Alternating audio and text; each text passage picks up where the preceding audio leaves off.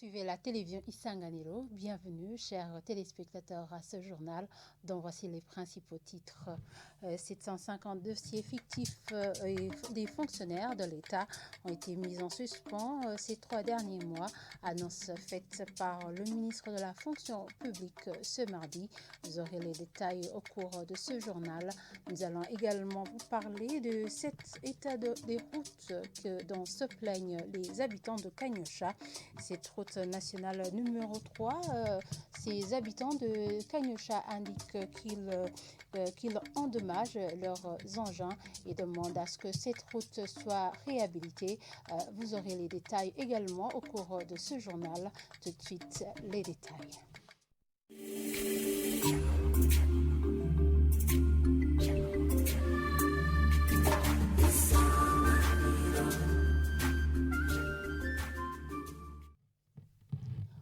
Ce journal par cette page santé sur plus de 6500 tests Covid effectués dans différents districts sanitaires du pays. 488 cas positifs ont été testés au Covid-19 dans les districts de Vombi en province Kirundo et district de Gitega en province Gitega. Selon les données du ministère de la Santé, de l'OMS au Burundi et diverses organisations, sur près de 3500 tests effectués, 459 personnes ont été testées positives à cette maladie en commune Vumbi. Selon toujours cette situation, au 24 avril de cette année, sur 134 tests effectués dans le district sanitaire de Gitega, 16 cas ont été sont positifs. Ces données montrent également que sur 1926 tests effectués à l'aéroport, au port de Bujumbura, à Mugina, à Kobelo et à Rumongue, il y a plus de cas testés positifs. Et continuons ce journal par cette page société. Plus de 750 dossiers fictifs des fonctionnaires de l'État ont été suspendus ces 3 derniers mois. Déclaration du ministre en charge de la fonction publique lors de la présentation des réalisations trimestrielles exercice 2021-2022.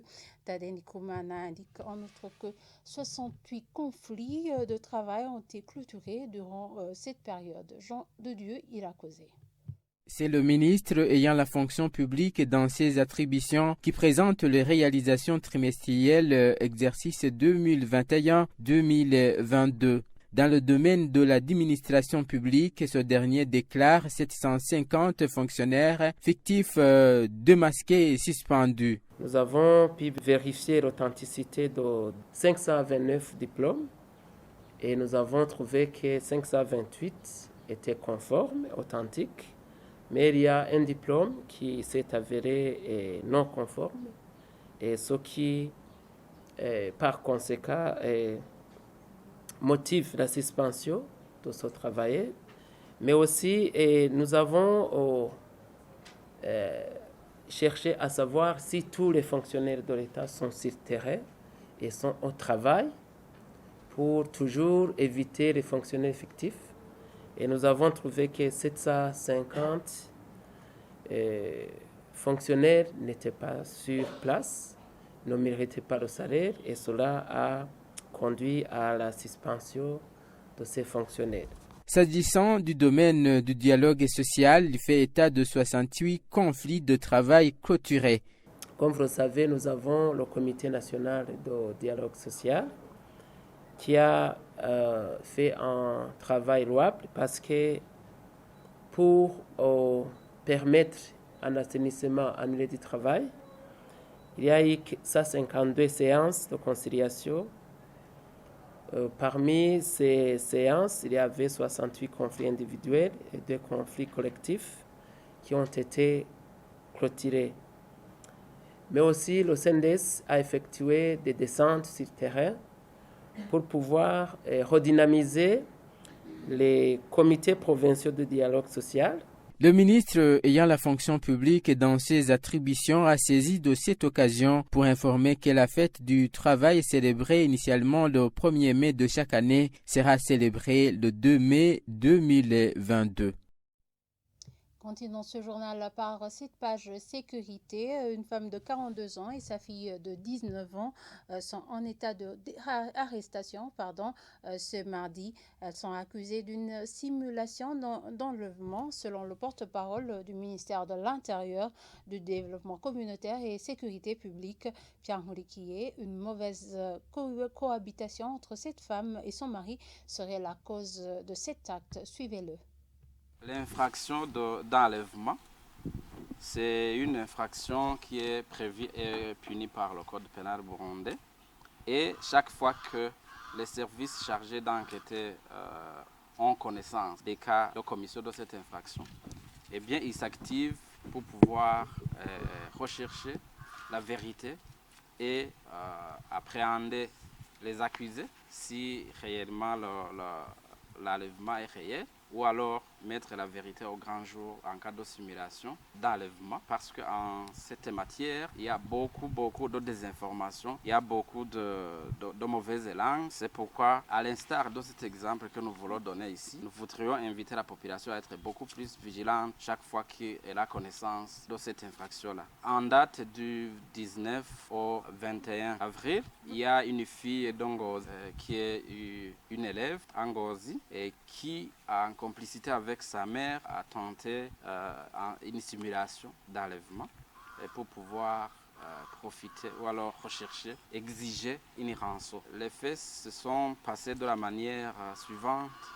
D'après les dires de cette fille, elle dit que le 19 avril, à la rentrée de l'école, vers 18h, Ngozi, elle a été enlevée par un groupe de 3 individus à bord d'un véhicule teinté. Et puis, on l'a bandé au visage. Et puis, les soi-disant criminels seraient restés avec la fille pendant 3 jours. Et le 21, poursuit-elle, le 21 avril 2022, et le groupe serait descendu à Bujumbura avec la fille toujours bandée. À quelques kilomètres de Bujumbura, le groupe a laissé la fille dans la rue, toujours bandée. On lui aurait obligé de regarder derrière. Et puis, et le véhicule et les gens ont disparu. Et après avoir constaté qu'elle était seule, poursuit-elle, elle a dit qu'elle a fini par ouvrir les yeux, mettre de côté l'écharpe qui avait été utilisée pour la bander.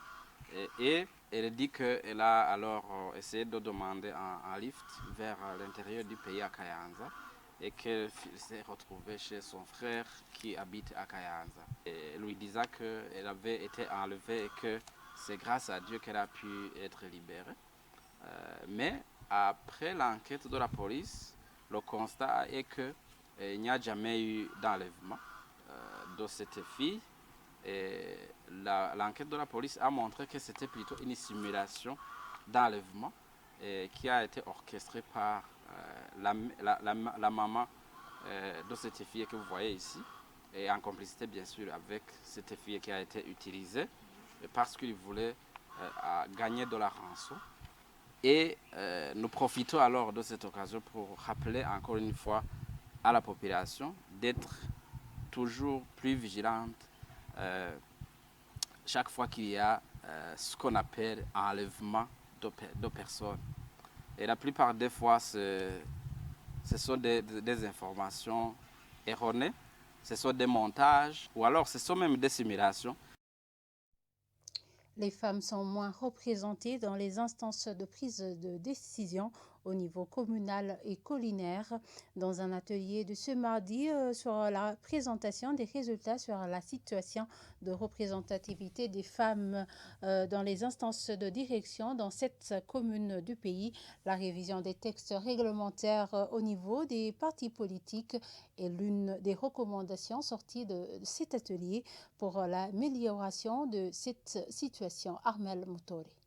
La représentativité des femmes dans les instances de prise de décision au niveau communal et collinaire reste faible, en dessous de 30%. La situation devient pire au niveau des postes de responsabilité non politiques, notamment dans les instances judiciaires, au niveau de l'éducation, dans les corps de police et ailleurs. Des faits exposés par Maître Alphonsine Bigirimana lors de cet atelier sur la participation des femmes dans les organes de prise de décision de cette commune pilote du Burundi. Selon cette étude, la participation des femmes dans l'administration s'exprime en termes de développement. Le rôle actif des femmes dans la résolution pacifique des conflits et leur incorruptibilité font partie des qualités qui font la sympathie des femmes dirigeantes sur les collines, un atout pour leur promotion. Un des participants à cet atelier, représentant la commune Kayogoro, c'est en province Makamba, conseil aux femmes dans les postes de prise de décision, dont montrer un bon exemple dans leurs fonctions pour ne pas donner une mauvaise image de la femme.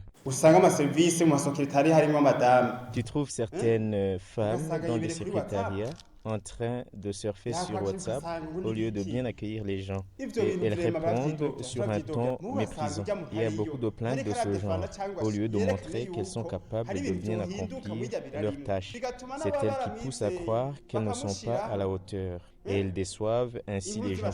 L'autre mauvais comportement, c'est de ne pas respecter leurs conjoints. Et ceux qui les regardent concluent que c'est à cause des responsabilités qu'elles ont reçues que leur foyer vont mal. Si ce genre de comportement disparaît, je pense que les choses vont aller mieux. Le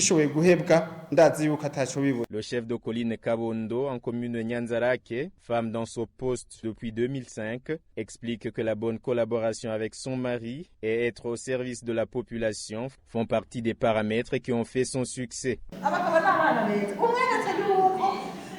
hommes sont de très bons partenaires. Il suffit de leur témoigner du respect en tout et partout. Autre chose, il faut participer activement dans les activités des partis politiques, contribuer financièrement si c'est ce qui est demandé à hauteur de ses moyens. Si tu n'es pas active, comment espérer être sur les listes des élus?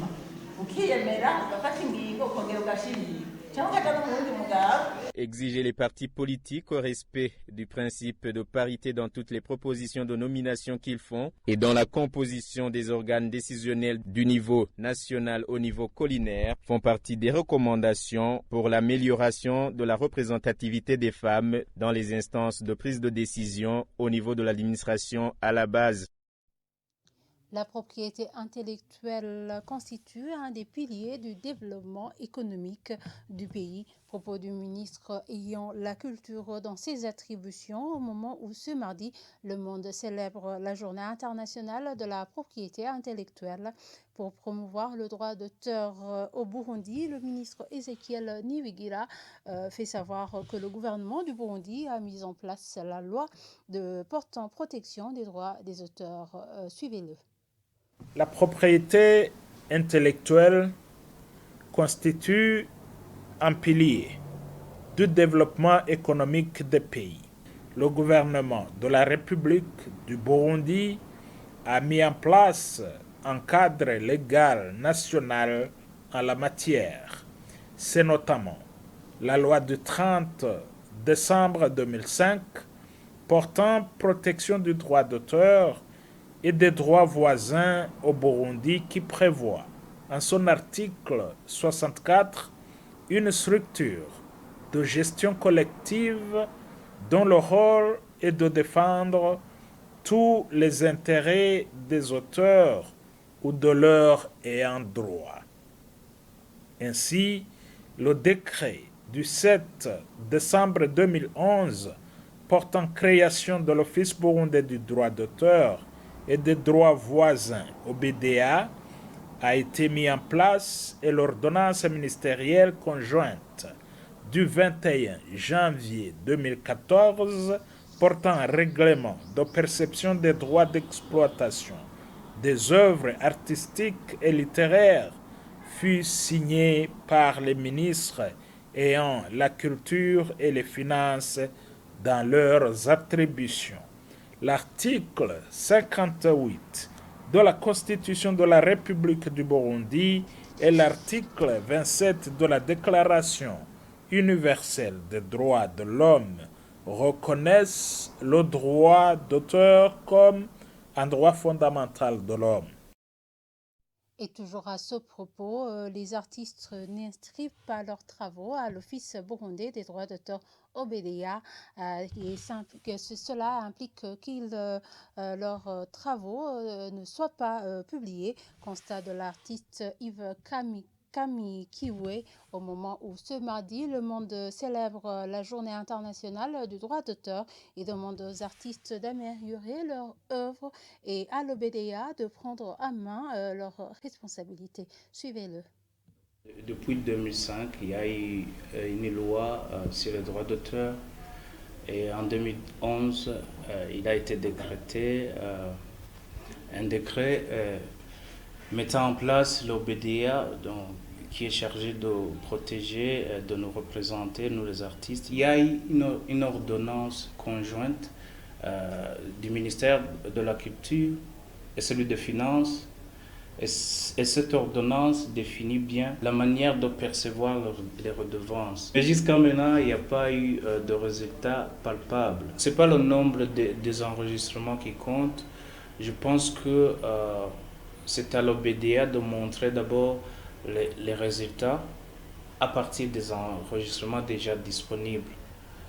Par exemple, je les inciterai à montrer des redevances qui viennent des œuvres de Tchancho Amisi, des œuvres de Nick Dev, Neshimana, parce qu'il y a des ayants droit de leur famille qui devraient bénéficier de leurs œuvres. Je demande à mes confrères, mes sœurs artistes, de multiplier leurs œuvres. Donc il faut s'y mettre et ne pas se décourager.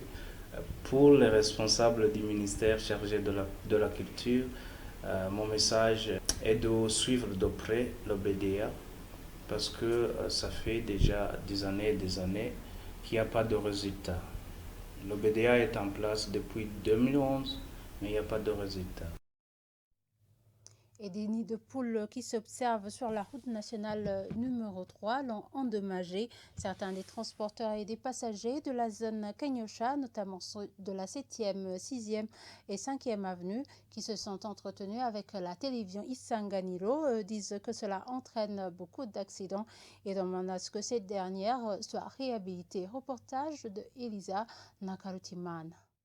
Certains des conducteurs des voitures, des motos, des tuk-tuk et des vélos avec certains passagers entretenus avec la télévision Isanganilo ce lundi se plaignent des nids de poules qui s'observent aux avenues numéro 7, numéro 6 et 5 de la zone Kanyosha. Ils expliquent que cela entraîne la difficulté pour les passagers et transporteurs. C'est difficile de se donner le passage avec les autres usagers à cause des trous dans la route. Si la situation s'est empirée avec la concentration des vélos, motos et tricycles dans cette zone. Les accidents sont courants pour nous, les usagers de cette route, à cause de son mauvais état. En devenant une nid de poule, on tombe dans un autre. Ils demandent à l'État de leur venir en aide pour assurer le bon état de cette route. L'État est le garant des intérêts de tous. Nous demandons qu'il nous aide à boucher ces nids de poules pour le bon déroulement de nos activités. Qu'ils nous construisent cette route pour que nous puissions bien circuler. C'est désolant de payer pour son déplacement et qu'on y perd sa santé à cause de ces courses dues au mauvais état de la route. Ils affirment aussi que la zone Kanyosha est une des zones de la mairie de Bujumbura les plus mouvementées.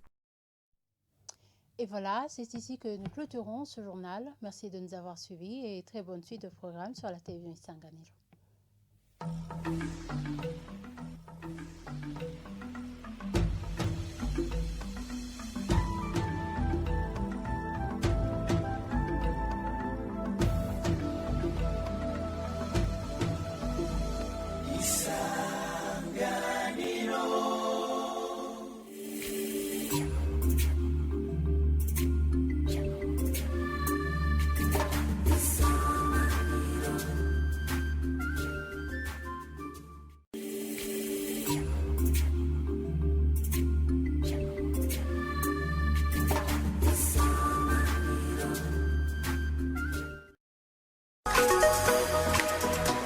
Publi-reportage sur la radio-télévision Isanganiro.